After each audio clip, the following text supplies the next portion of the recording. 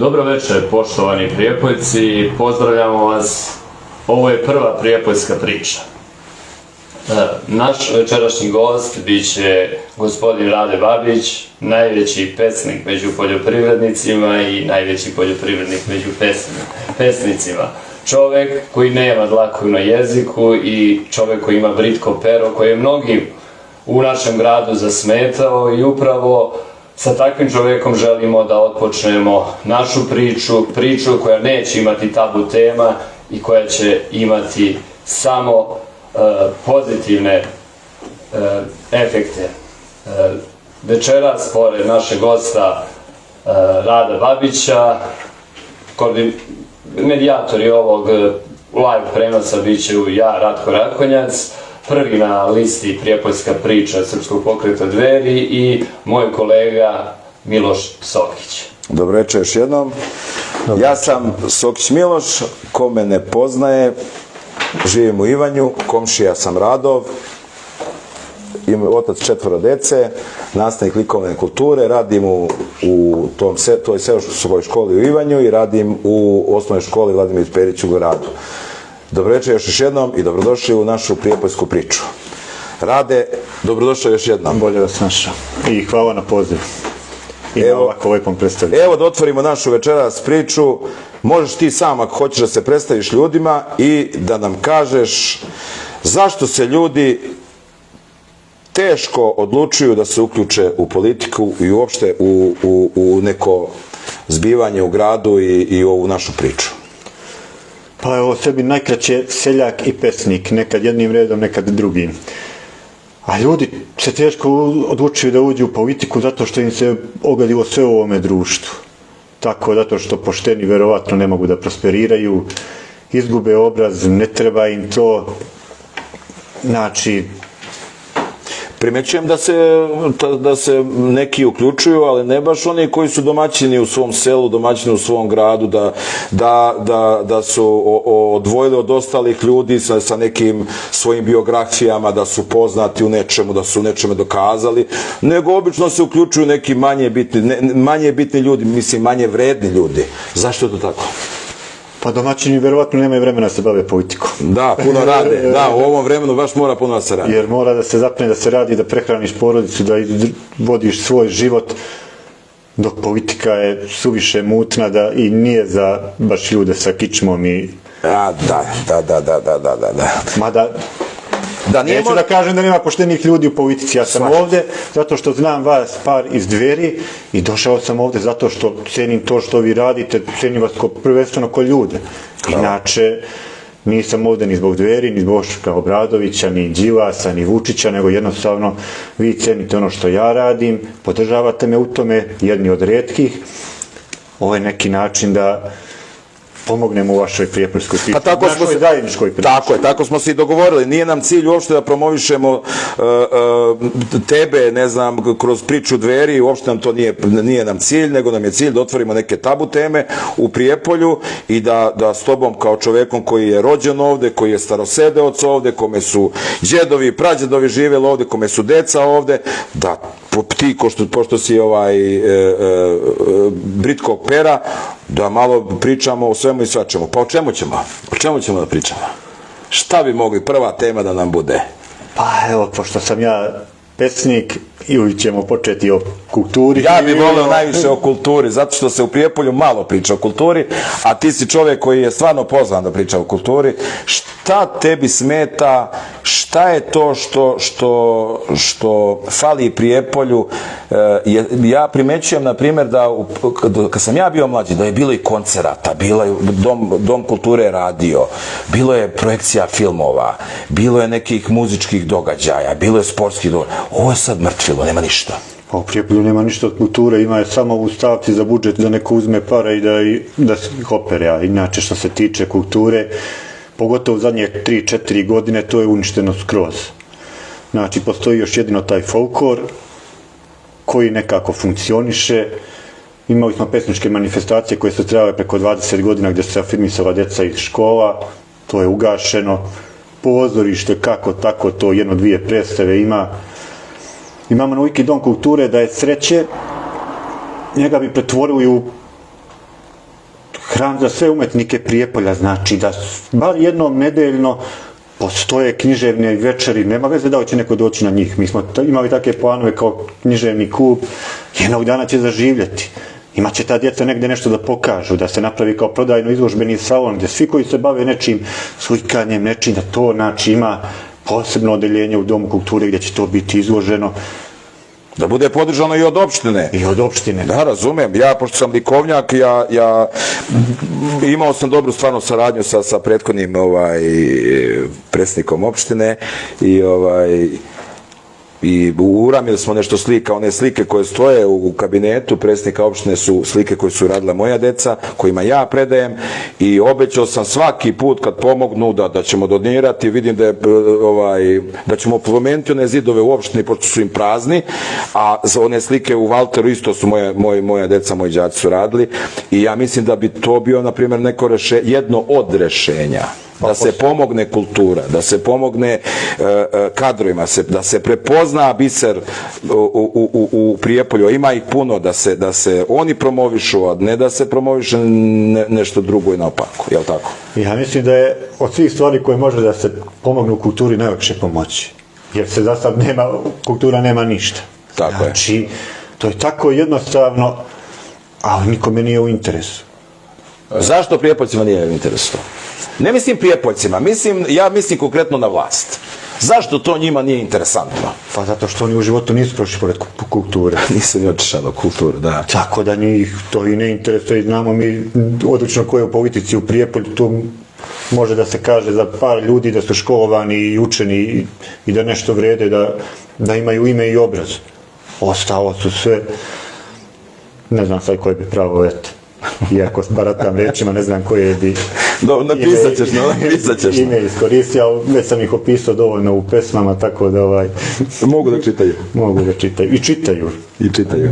Rade, reci nam, da li je to svojevrstan izazov kada neko kao ti poželi da se bavi kulturom u jednom malom mjestu kako je danas Prijepolje i pogotovo u ovom vremenu kada je kultura nekako bačena u zapećak i nije na onom mjestu koje mi trebalo da pripada, nekako sve je na prvom mjestu osim kulture. Pa ja sam ovo prvenstveno počeo da pišem za svoju dušu. Kao srednjoškolac, devojčice tamo vamo, pisao sam ljubavne pesme, drugo nisam nikad ne umeo. I nisam ni pomišljao da ću promijeniti fakt, da ću da počnem da pišem i da imam ovakve probleme zbog svog pisanja. A jednostavno mi je prekipilo, počeli su da mi vredaju toliko inteligenciju, da je to samo počelo da ide iz mene i tako da se ja ne bavim kulturom zato što kao nekom misijom, nego čisto za svoju dušu. Jedno vrijeme sam bio prestao da pišem, bio sam na nekoj književnoj večeri i bila to jedna pesnikinja iz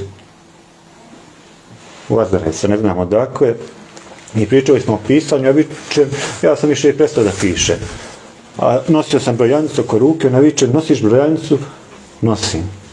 Viče, nemoj da prestaneš da pišeš, taj dar ti je dao Bog i ako ti ga je već dao, piši. Znači, nemoj da prestaješ. Tako da ja malo i povučem satima, malo i na ovaj način se borim protiv svega što se dešava i pokušavam da nekome otvorim očima, da oni koji imaju zatvorene, njima se čini mi se ne mogu otvoriti nikako, tako da... Da li je za to potrebna i određena doza hrabrosti, s obzirom da u maloj sredini nije baš popularno baviti se kulturom, niti kultura isplativa, reci nam, sa čim se ti sve suočava?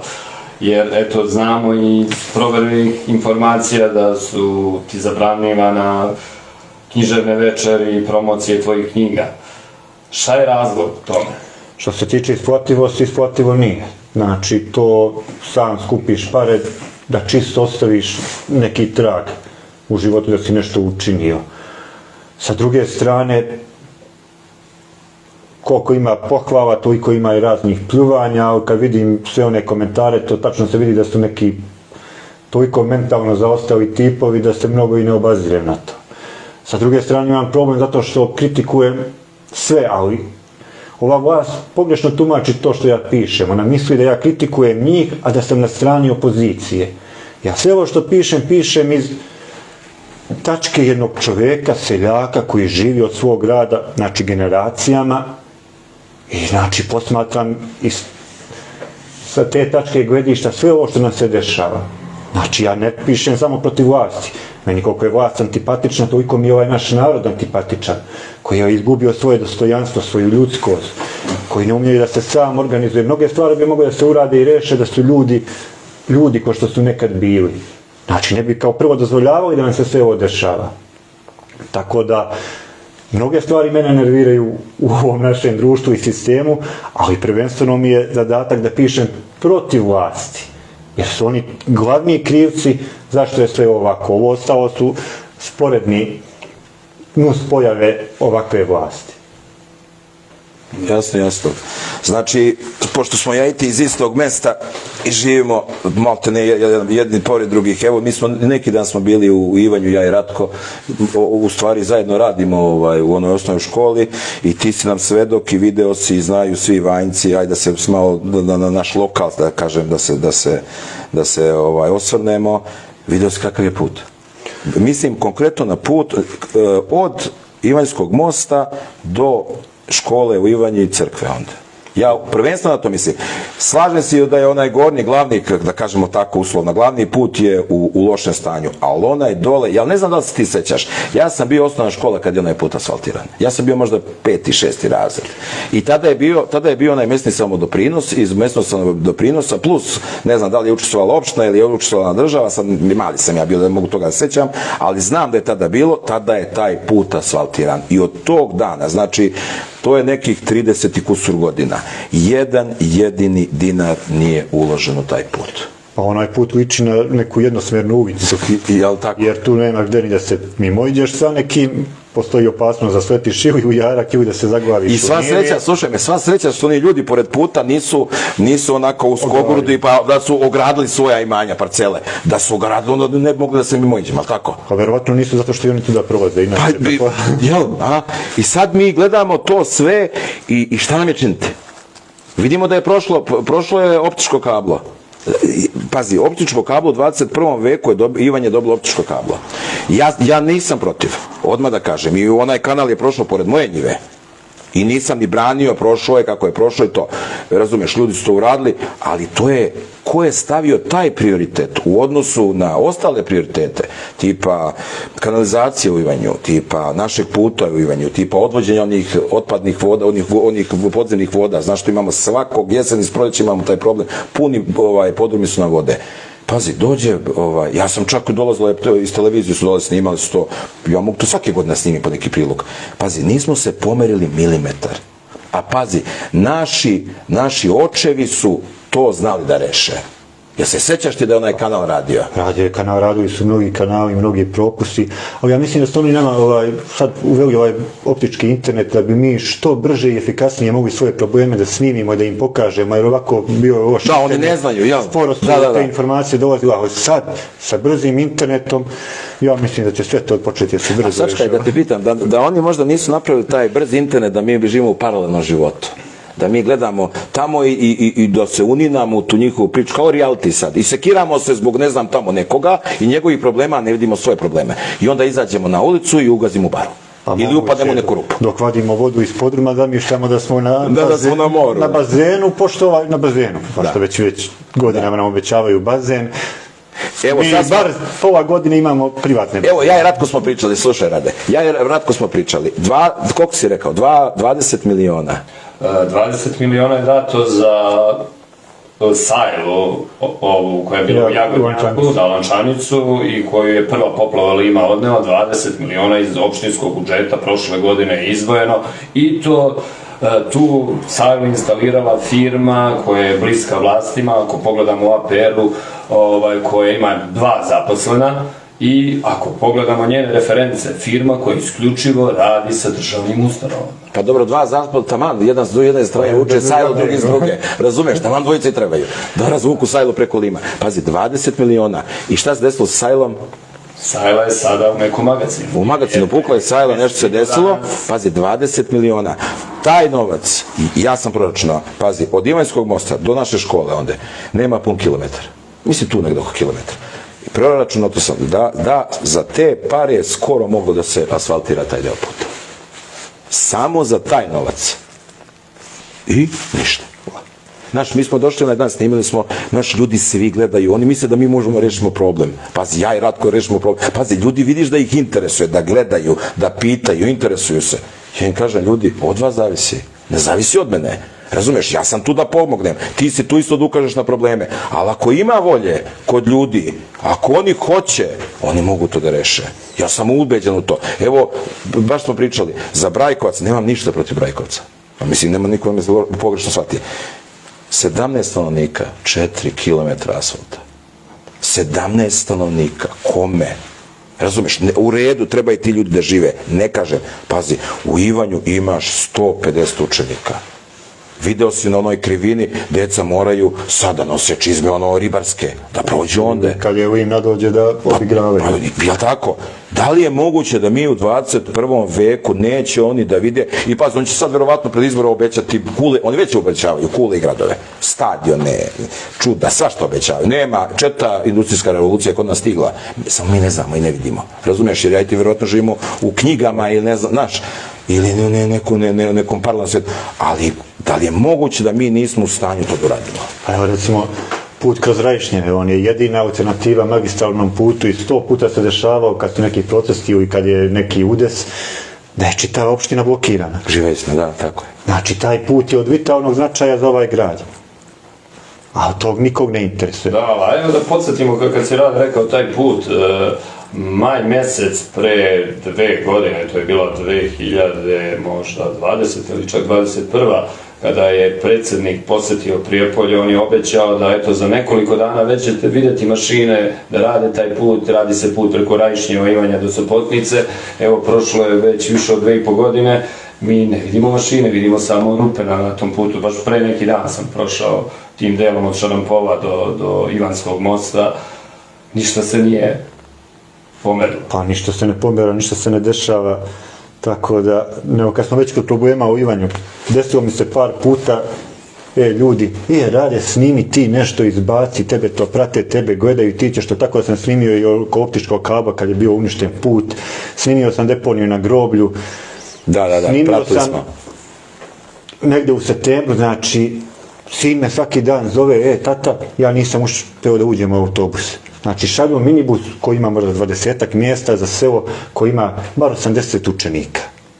I ja sam to snimio, video je preko 3000 ljudi, nisu 2 roditelja iz Ivanja se javila da prokomentarišu i da to podrže i da podrže. Pa ajde da otvorimo tu priču, zašto? Znači, to je prijepoljska priča, zašto ljudi neće komentarišu? Znači, svi čekaju da neko drugi nešto uradi za njih da se izbori. Ja nekad pomislim, Radi, što si ti budala?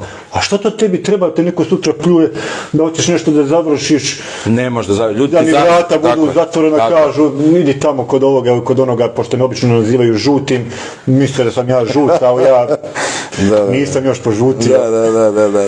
Tako da... Jel misliš samo da ljudi neće se uključe iz razloga što ih ne interesuje, što su inertni ili možda što se plaše?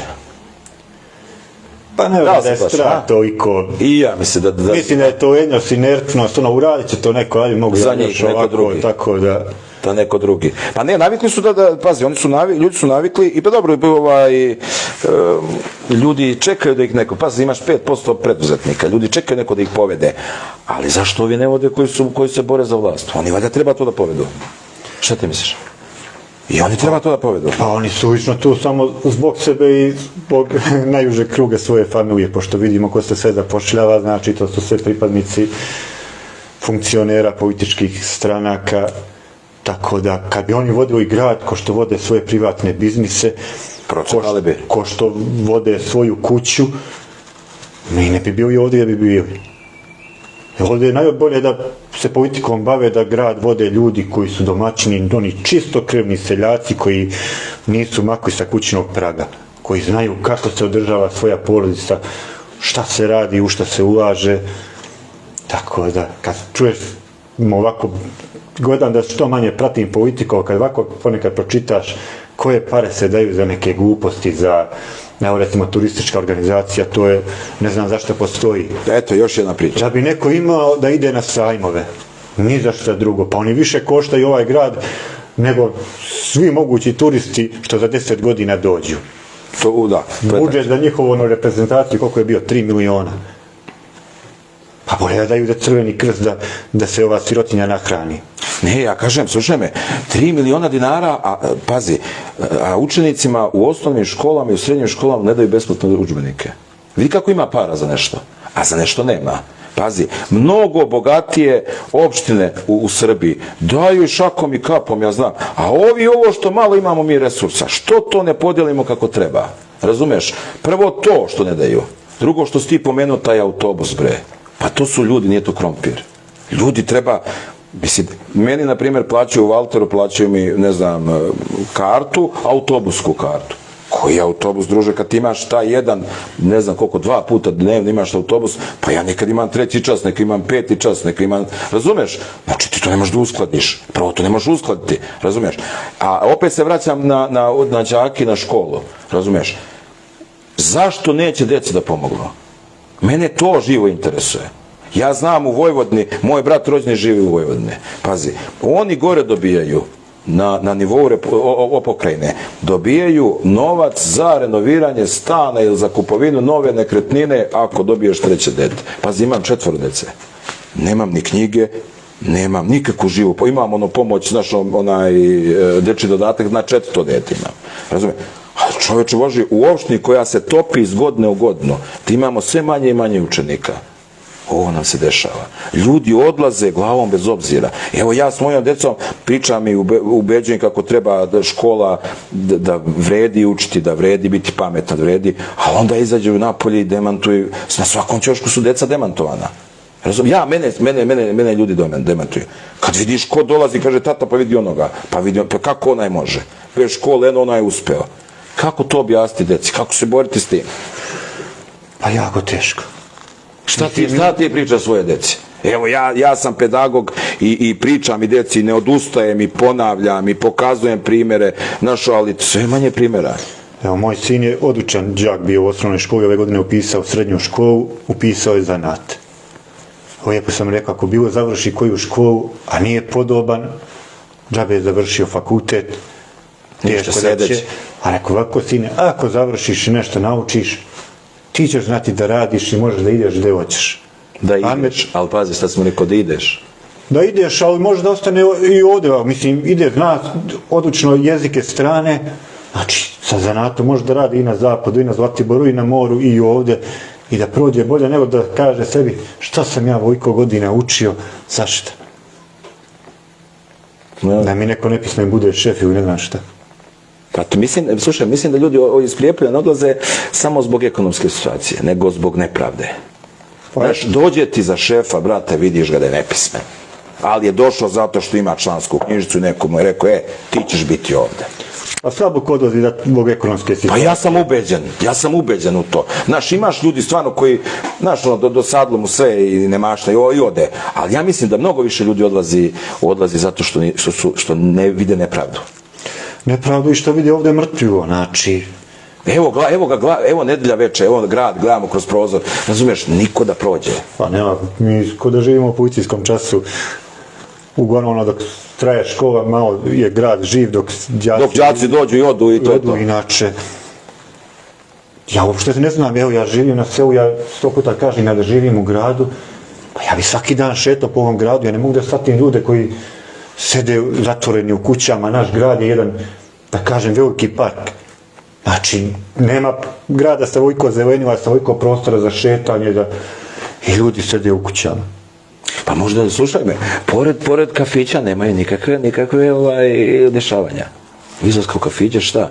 Pazi, zasećaš da su nam obećali bazen i ne znam. A što se tiče dešavanja, nema, ali... Jesu nam obećali bazen, Ratko? Skoro, mislim... 2016. godine je bilo obećanje Srpske napredne stranke da će praviti zatvoreni bazen na mjestu sale osnovna škola Vladimir Perić Valtera, nije još ni renovirana škola, iako je ministarstvo odvojilo sredstva za renoviranje škola.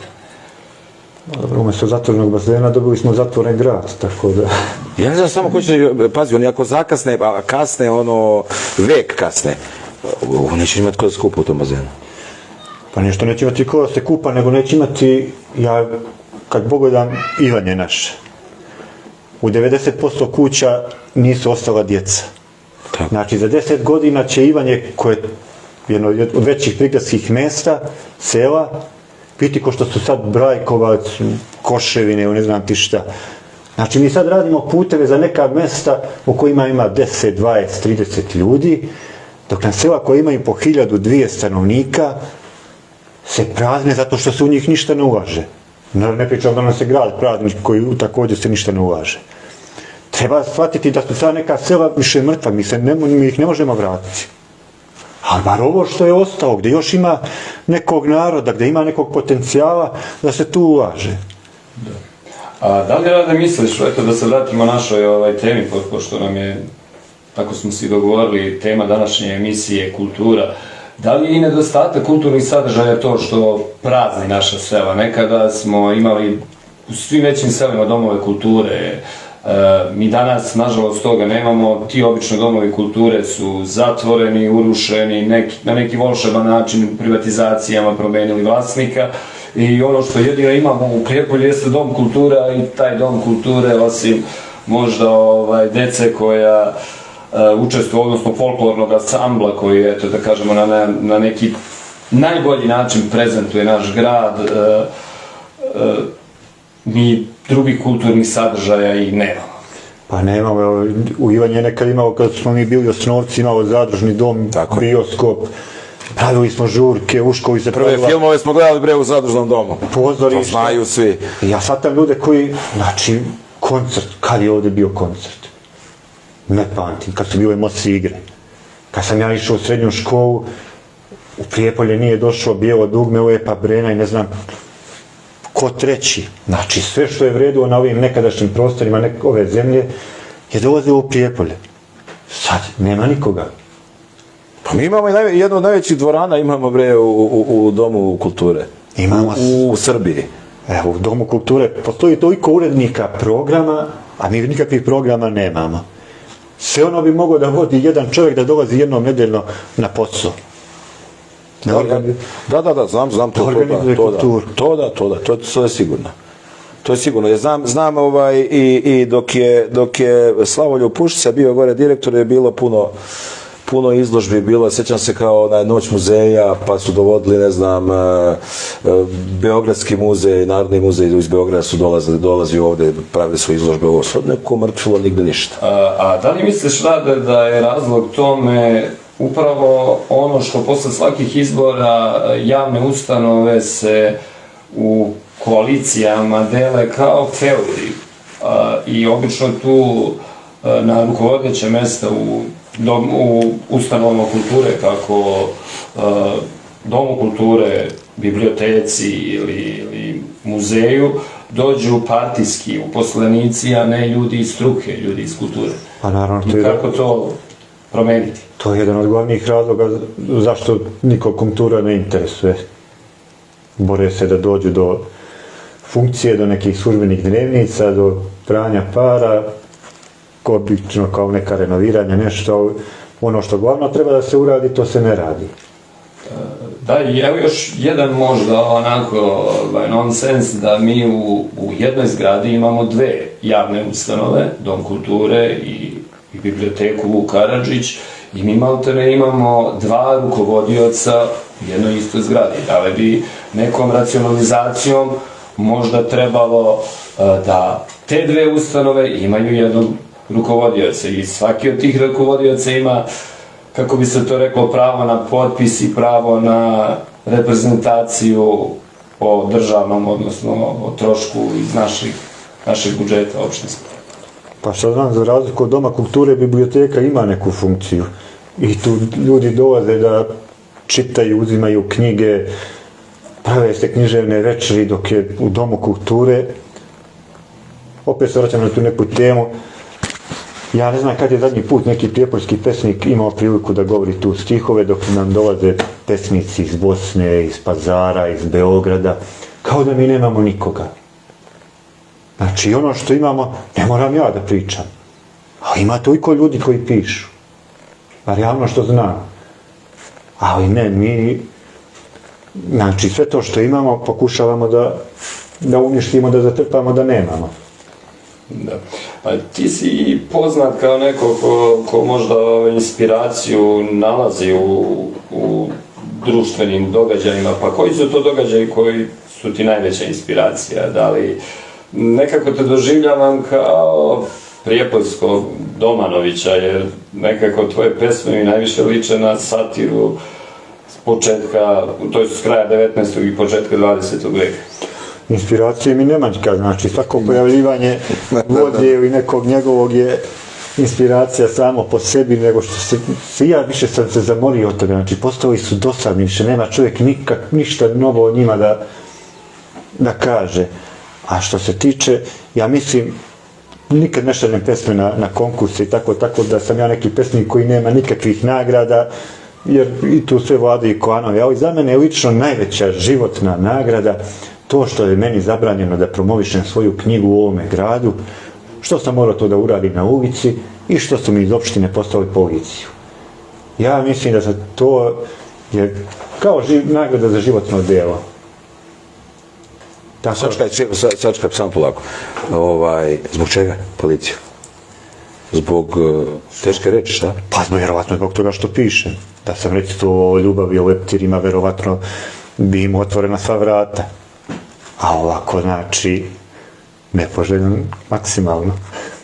Interesantna priča, prijepoljska priča. Znači, da dobro razmislimo o čemu ćemo da pričamo. Znači, ako nastavimo, možemo i mi ovdje tu sudbinu doživimo, a? Pa dobro, vi sa druge strane verovatno dijelite tu sličnu sudbinu koju i ja, samo ja zbog... Pa vidiš, slušaj, nije ti lako, znaš. Nije nam lako. Ali moramo ljudima otvarati ove teme. Moramo da im damo postreka. Pa sve to ljudi vide, ali je nezamislivo. Evo zadnji put kad su bio izbori, kad sam bio za glasačkim kutijama, kao kontrolor, svo vrijeme ljudi kukaju, žale se. Sve ono što ja pričam da mi se ne sviđa se njima. Došlo vrijeme za brojanje listića, krv bi tog istog trenutka dali i glavu za Vučića, za svaki njegov glas. To za mene nije normalno. Znači, sam si svjestan da je tvoj život, ajde pazimo na izražavanje, i onda si spreman da to na kraju pojedeš, ne znam zbog čega. Pa ljudi kojima to uopšte nije ni nevolja, ni ne znam ti šta. Pa ja složit ću se, bolje ostaneš kući. Već ako si takav, ako se plašiš, ako ne znaš šta, ovako, onako, mislim, čemu ta priča o sebi u bradu i posle uradiš drugačije? To je ono što ljudi neće u politiku. Zato što ovi izađu, razumeš, ispričaju ti jednu priču, ti ideš, poveruješ, glasaš i onda doživiš da od toga ne bude ništa. Razumeš? Obično se kandiduju neki ljudi za koji ne znaš uopšte, pazi, ti znaš u selu, zna se ko je domaćin, bre. Zna se ko je domaćin, onaj ko je pošten, čija reč vrijedi. Kod mene još reč vrijedi. Ti meni kad nešto obećaš, ja tebi, ja ne moram čuče te zovem. Ne treba nam potpis. Razumeš? Ovdje moraš dobro oči da otvoriš, jer ti zaokruži tamo, on ode, posle nešto bude drugo, sasvim peto, radi ko šta hoće, više nema ni srama, stida, svi su zajedno. Svi jedno, jel? Meni to nešto, na primjer, smeta. Pa evo, kad se pogleda, na primjer, ove naše lokalne predizborne koalicije. Mnogi ti ljudi već 20 godina ne bi nigdje postojali, ni u politici, ni kao ljudi, da ne prodaju svoje stranke, samo da bi sebi napravili to jedno mjesto, da sjede u skupštini ili u veću ili ne znam ti gde. Pa tu nema programa. Ne postoji program. Nema ni ljudi. Ovaj s ovim može, ovaj svi sa svakim mogu, razumiješ? To je meni ludilo, razumiješ? Može svak sa svakim. I mislim da imaju, i pazi, znaš šta je interesantna stvar? Pazi, pošto ja nisam ovdje starosedeoc, nas, na primjer, Sokića nema puno. Pazi, ovdje su ti familijarni klanovi. On je tamo, na primjer, Babić. Sve Babić je vamo ćemo, mi ćemo vam, razumiješ? I sad sve jedan, na primjer, odvuče tu podršku. I na kraju taj saplemenik tvoj samo vam okrene leđa na opačke, razumeš? I nikom ništa. I onda ljudi 4 godine, ne znam, i ponovo na istu priču prođu. Kako je to moguće? Da li ovaj narod slabo pamti? Pa mi živimo u gradu koji ima jednu dobru stranu, ali koja ta dobra strana mu pravi probleme. Zato što imamo Srbe i muslimane, Dobro. koji su otprilike pata karte. I ovdje nikakva druga normalna opcija ne može proći, jer će svak da gleda 95% Tačno. Srba će glasati Srbi, a i ovi su naši, 95%. Kakvi god da su naši su, jel? Da. Najveći dokaz, eto, posle 2000-te kad je demokratska ovdje bila kao multietnička snaga koja je bila na vlasti, koja isto nije mogla nikakav neki rezultat da ostvari, jer su i tada SDP i naprednjaci, u stvari tada su bili radikali, šta su već bili, dobijali većinu. Znači, mi imamo taj problem i bilo kakva grupa građana, neke čine i Srbi i muslimani, oni će biti kao otpadnici, kao izdajnici, kao da su se prodali, tako da, što se toga tiče, ovi ovdje lokalni političari su po meni mirni narednih 100-200 godina, Za istu kartu. dok sve Uvek ista ovdje karta. ne izumre, jer će oni, a i prave vi kakve su koalicije napravili, inače oni već i prije izbora su sigurni da će biti vlast. Ovdje, svi oni koji bi ljudi mogu da se probude, koji misli svojom glavom, Koji oni nešto su već- znače, koji oni su su već dokazali. odavde otišli. Tako je. Ovdje otišla, pa evo te, meni više treba vremena u Beogradu da se sretnem sa ljudima u bilo kom gradu, nego u Prijepolju da nađem nekog normalnog, da sad njim sjednem da popričam. Znači, nemaš sa kim. Da, ovo baš zanimljivo što si pomenuo sad, rekao si da nekako su stranke napravljene tako, nažalost, podeljene po etničkom principu, a evo vidimo da su se sad pojavile i neke liste gde imamo na njima pripadnika oba naroda u Prijepolju. Da li misliš da su to u pitanju samo kozmetičke promene ili je zaista suštinski Pa meni ta isto pretpostavlja da je ne imate potpuno smiješne, jer to su ljudi koji su već 20-30 godina u politici, koji su svim ovim poslovima čitav život zajedno i prodaju nam neku priču i maglu. Tako da to nema veze sa listom. I uopšte ne znam kako ih nije sramota, ljudi koji su 20-30 godina u ovome gradu, da ne kažem konstantno, ali bar pola vremena od toga su vlast ili glavni faktor, mogu da se pojave da nam nešto pričaju, da nam I opet nešto obećavaju. ponude. Opet ima nešto nude, a? Mi smo devastirana opština, 10.000 nas ima manje ovde. Tako je. I oni nam pričaju da će nešto da urade, da su nešto uradili. A ovde, ne znam. Pa upravo to što kažeš, evo, matematika je neumoljiva i statistika. 90. godina kada je počelo višestranačje u Srbiji, Prijepolje 1991. godine na popisu brojalo je 46.000 stanovnika. Poslednji popis kaže da Prijepolje ima negde oko 32.000 stanovnika.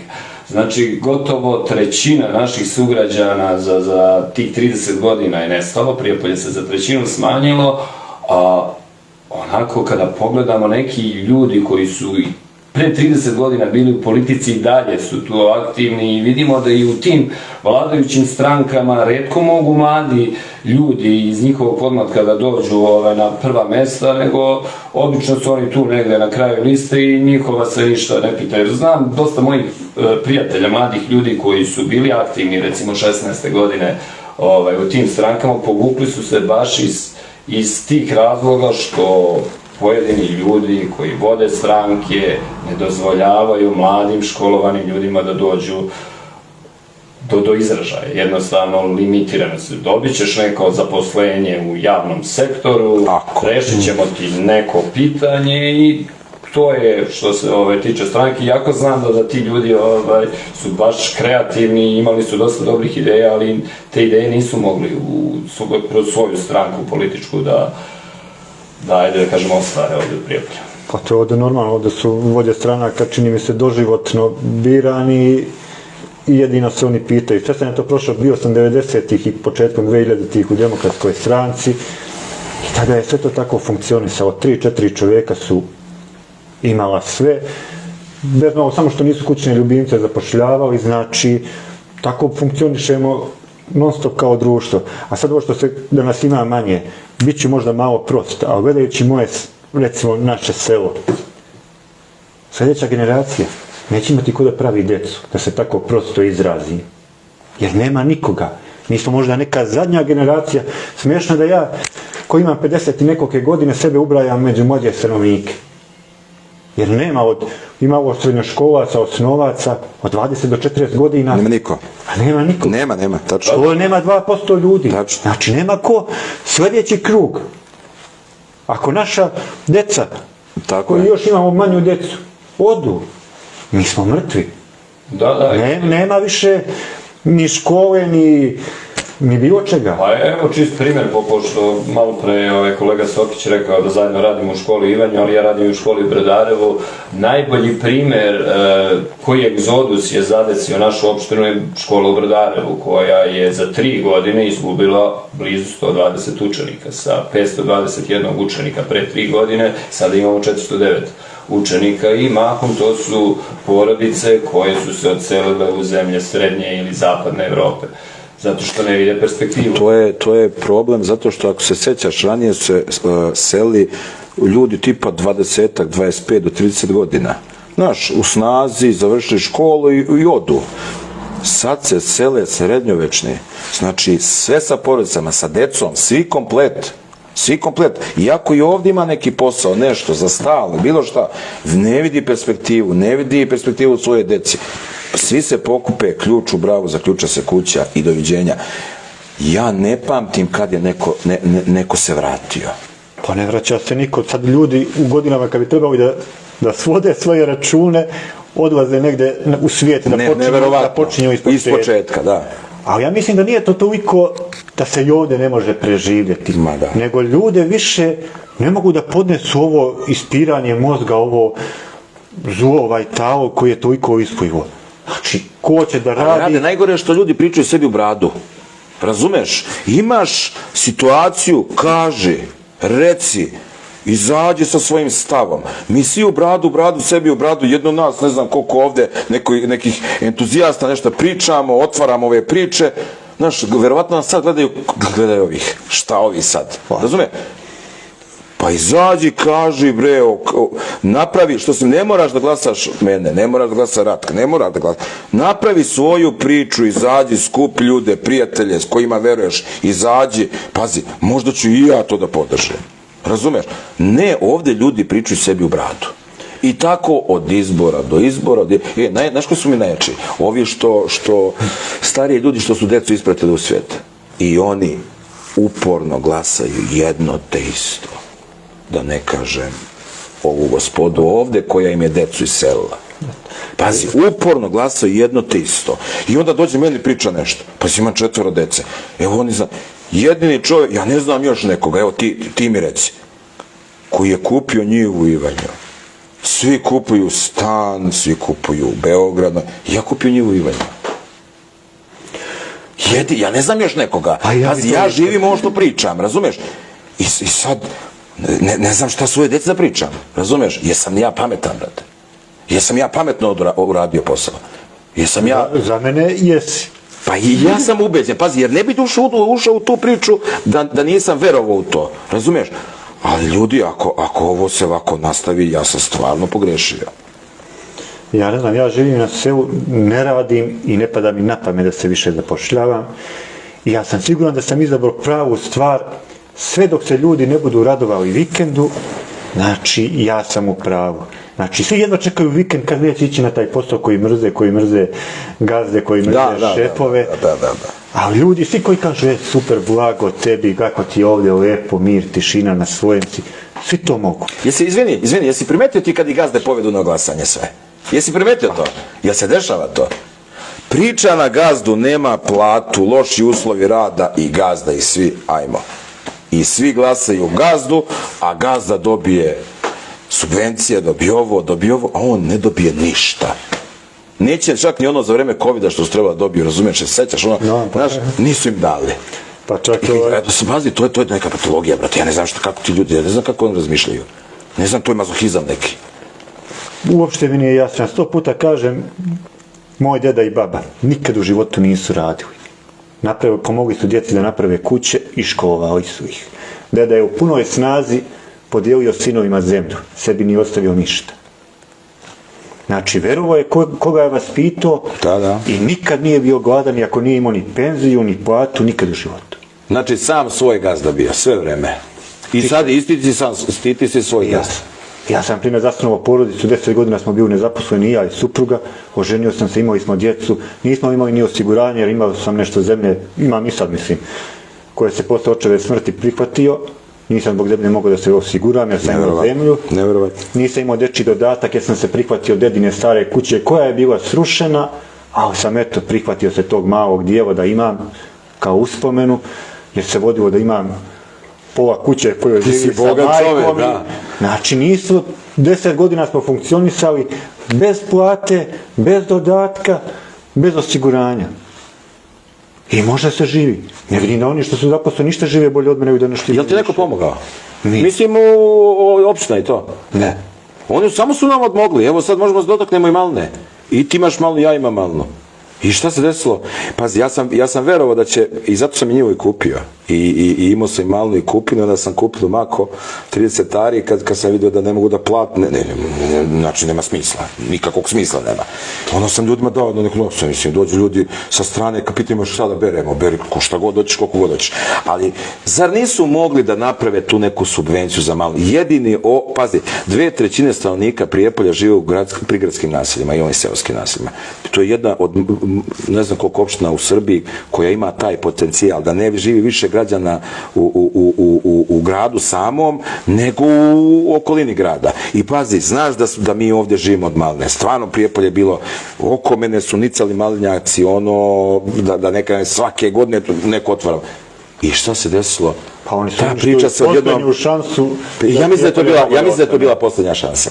Ono pre par godina kad je sve krenuo, oni su to uništili. Jel sećaš kako ljeti, kad krene, krajem leta krene isplata maline, znaš, oživi grad, pun grad, ima para, znaš, u prodavnicama, kupuje se nameštaj, znaš, pun je grad bio, znaš, ljudi su opet, sad vidiš ljudi onako sve bledi, pričaju sami, ide ulicom, sad su vam priča. Muku svoju muči, pazi, onda je osjetilo se neki život. Kako je nada da možeš da ostaneš ovdje, da ne moraš da ideš po belom svijetu. Da ide, pazi, onda smo mi počeli da zapošljavamo ljude ovdje, da beru malo, da ne idu u Ivanjicu, ne idu u Požegu, sami, i pazi, i opština ima korist ogromno toga. I samo su nam ostali nas na cedilu, kupili smo mašine, ja sam kupio mašine, subvencionisane, kupili ovo, ljudi su uložili u to. I ove godine dođe, pazi, vidi koliko je otvoreno ovih hladnjača. Šta će oni da otkuplju sljedeće godine? Šta se radi? Pa ljudi su počeli masovno da uništavaju malinjake, nego ovo mi liči da unište postoje ljude koje su slobodni, znači još su jedino slobodni seljaci. Da te uništi, da te primora da se ti zaposliš, da uzmeš kredit i da poslije imaš glavom, jer si u dugovima, jer si u kreditima i da moraš da postaneš rob. Ja kažem, sve dok imamo parče zemlje, ne moram ja imati internet, ne moram imati ovih 100 i nešto programa, mogu se voziti biciklom, ali ja ću imati da jedem. Da. A oni svi što su otišli odavde pa se zabuju po Beogradu, po ne znam ti gde, neće biti u stanju da plaćaju režije. Složit će se da čovjek koji nije obrazovan i koji nije ekonomski nezavisan, ne može biti slobodan. Znači moraš biti obrazovan i moraš biti ekonomski nezavistan i onda si slobodan. Ti si slobodan čovjek. Ja sebe tako doživljam. Ja sam ubeđen u to.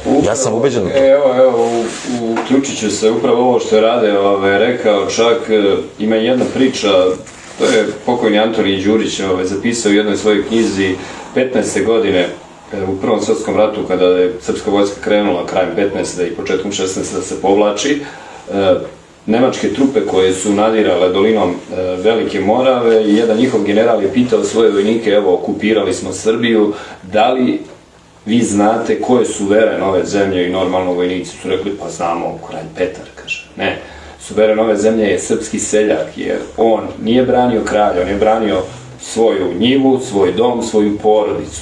I upravo nekako, to mi isto govori pokojni Danilo Lazović, da je nekako cilj ne samo naše vlasti, nego da je to neka svetska agenda da slobodnog čoveka uništi, da sve sa imanja seljake dovede u grad, u nemanje i da onda može lakše da upravlja s njima, jer čim nema plate, onda ne može da se vrati rata kredita, onda su tu privatni izvršitelji koji su došli sa ovom lažju i tu je ostanak bez stana, bez posla, bez automobila i šta ljudima drugo ostaje nego beznađe. Da li misliš da je barem ovdje kod nas nekako rešenje u povratku na selo i vraćanju poljoprivredi? Rješenje svakako jeste, nego što uopšte mi nije jasno zašto ljudi ne žele da prihvate taj život. Znam da mnogi rade kod privatnika, da imaju jedan dan nedeljno slobodan, da uopšte ne znaju radno vreme, da imaju velika imanja, pristupačna i sve, ali da ne žele da rade svoju zemlju. To meni Znači da to je neka moda, a? Pa vjerojatno moda. Moda, kao ne valja, kao neko te nazove kao seljak, jel šta? Bolje ceo dan biti u trafici, ne znam, ne podcenjuje ni jedan posao, ali raditi, ne znam, u prodavnici, nego imati svoje imanje, živjeti na svojem imanju, biti slobodan. Ti radiš ono kad moraš, a slobodan si. Pa u principu 2 mjeseca godišnje radim kad moram, a ostalo je 10 mjeseci, a i to kad moram, i to ne moraš, možeš i to da odložiš i da uklopiš svoje vreme kako ti hoćeš. Da uklopim, ali da kažem, to je baš onaj neki period, ostalo vrijeme, ne interesuje me ni koji dan, ni ništa, da li je vikend, spavam dok kad hoću, radim kad hoću, ako zaginem, nadoknadim drugi put.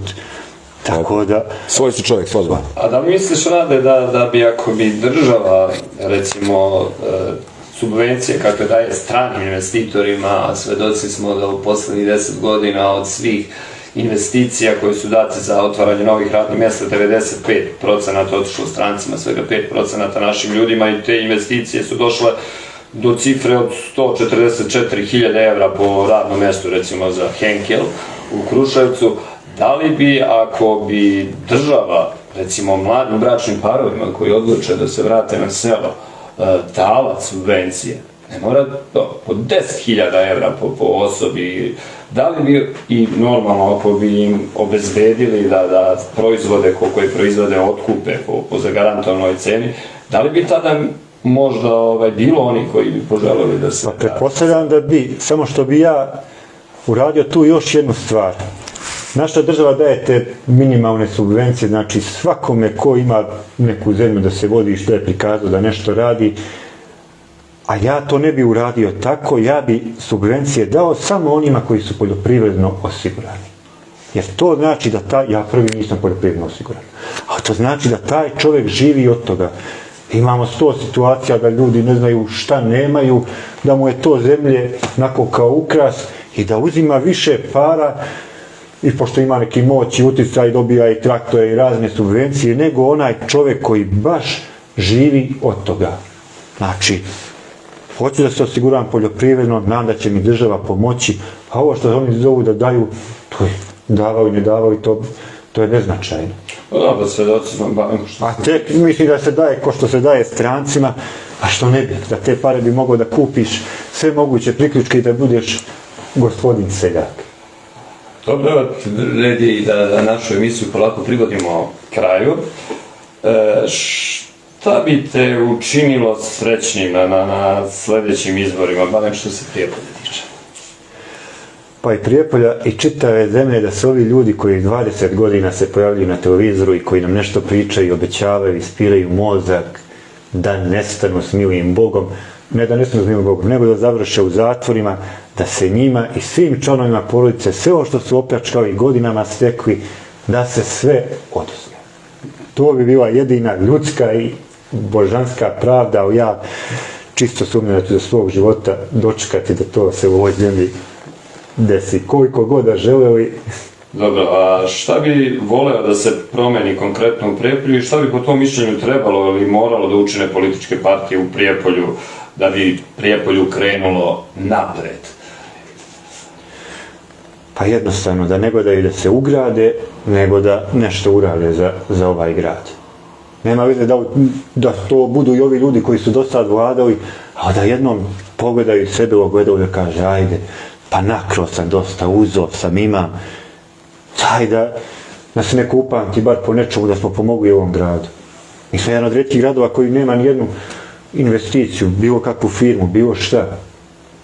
zovemo se kao poljoprivredno mjesto da proizvodimo neku hranu, da bilo šta radimo, znači ništa.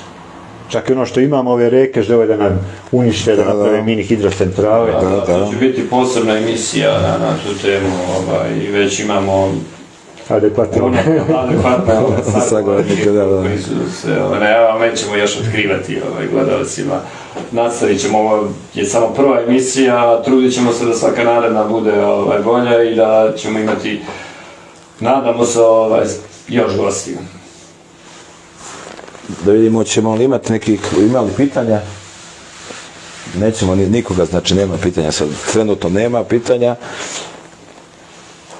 I za kraj bi bilo dobro, pošto, kao što smo ti najavili na početku, da si jedan od najpoznatijih prijepoljskih pesnika, pošto ta vrsta je polako u izumiranju u našem gradu, kao što rekao smo, kultura nam nije na prvom mjestu, jer nekako su zaboravili, kultura jeste da ne donosi profit, ali je kultura izuzetno bitna i kultura je ono što čini jedan narod i jedan grad, gradom i sredinom. Nekako Prijepolje koje je zaista bilo poznato i koje je dalo mnogo ljudi, ne samo sportista, nego učenih ljudi, doktora nauka, mi danas imamo situaciju da se Prijepolje pretvorilo u jednu kasabu na granici, na tromeđi između Bosne, Srbije i Crne Gore i da jednostavno prosto izumiremo. Nekako je Prijepolje bilo pojam, mini regionalni centar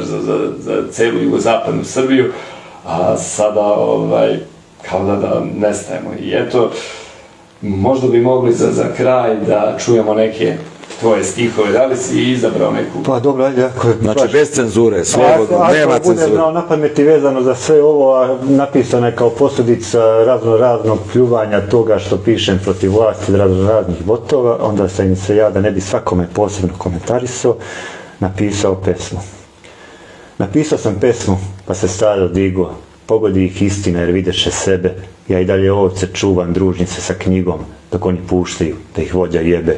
Napisao sam pesma u Ideru malom, vojsku zatucanih ona uzdi drži, počeli su da me pljuju, da zovu budalom, kozecka s onih daska koja šuku služi.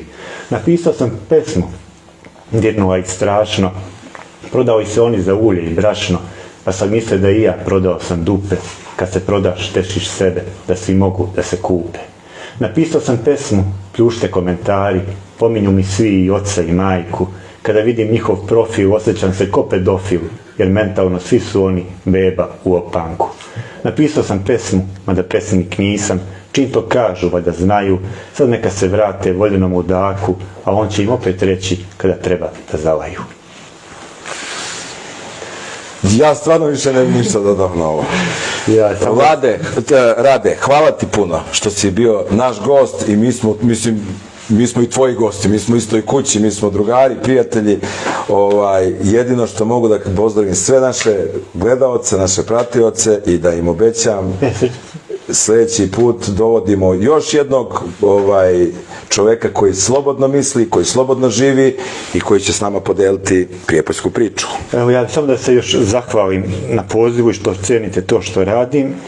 I da kažem vezano za ovu stranku, pošto već u onoj najavi kad sam izbacio da sam večeras gost ovdje u Dverima, da je počeo raznih pljuvanja, šta ćeš ti sa njima.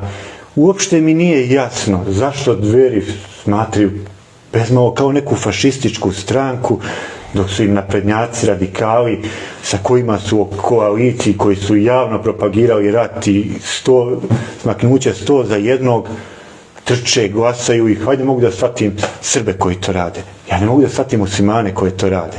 A Dveri koji se nikad nisu bar ovdje na lokalu prljali.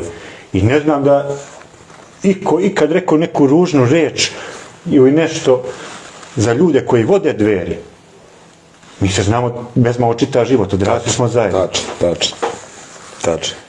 taka etiketa negativna mi uopšte nije jasna. Zato što mislim da ljudi ne misle svojom glavom, nego misle kroz televiziju. Znaš, on ne gleda mene, ne gleda njega, ne gleda ove ljude, znaš, nego ovaj mu kaže odozgo preko televizije, on kaže jest, on je takav. Pazi, kad ti kaže, šta će, ne, mislim, ima taj neki broj, ne kažem ja da su to svi, ali ima taj neki broj ljudi koji kaže, šta će sad, po meni kad kažu šta će ti od Dverima, ja ne razumem. Znaš, meni se sviđa priča porodična, ja sam porodičan čovjek, meni se sviđa patriotska priča, razumeš, rodoljubiva priča, da ne dam svoju reku, ne dam svoju njivu, ne dam svoje nebo, razumeš, ne dam svoju porodicu, to je moja priča. Ko ima drugu priču, neka priča svoju priču, a ne, nikako ne pričam protiv nekoga ili nešto tu, ja ne znam da li je nekad neko čuo da mi to propagiramo, to je, ne znam, to neke služi na čast. Ja bi se lično, da su me pozvali SDA, ne mislim na Ugljanina, antipatičan mi je skroz, ali momci koji vode SDA u Prijepolju, ja ih svakako cijenim, jer su oni napravili nešto ovako i da kažu, rade, hoćeš li da kažeš ti svoje mišljenje ovdje zajedno sa nama, ja bi pristao, znači. Zašto ne?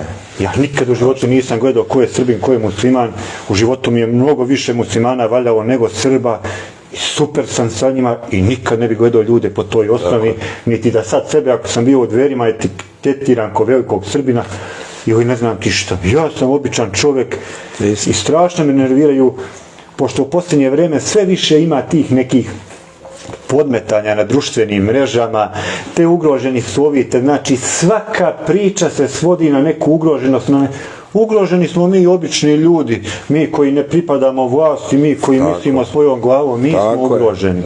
Nebitno je da li si Srbin ili musliman, svi smo ugroženi, obični ljudi. Ne računam tu političare, ove narkomane, dilere i čuda. Mi obični smo ugroženi. Ne može neko meni da kaže da je on ugrožen, a meni je super koji javno pišem protiv vlasti, koji sam znači ja sam nagrađen zato što sam Srbin, nego krijem to. I svi me ono pitaju, pa kako ti živiš, ne radiš? Pa plaćaju me. Da. Plaćaju me, šta će drugo da bude? Ništa, poštovani sugrađani, bila je ovo prva emisija Prijepoljske priče, vrata Dveri su vam i vrata Prijepoljske priče su vam širo otvorena, mi već imamo najavljene nova gostovanja, a svi oni koji su slobodni, koji misle svojom glavom, neka nam se jave, mi ćemo ih rado ugostiti da čujemo još jednu prijepoljsku priču. Prijatan ostatak večeri.